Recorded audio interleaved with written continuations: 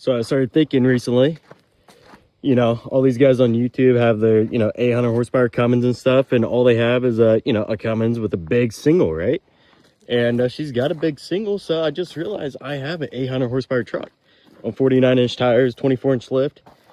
I mean, there's not many people out there with, you know, 800 horsepower this high. So it's cool that you know, I have that much power.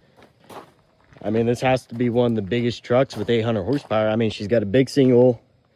Oh, it's got a lot of fuel, way too much fuel. So it has, you know, I mean, she might be close to that 1200 horsepower mark. I'm not sure, but you know, she's never been on a dyno, but I'm sure I'm right around that, you know, 800 to 1200. So what do you guys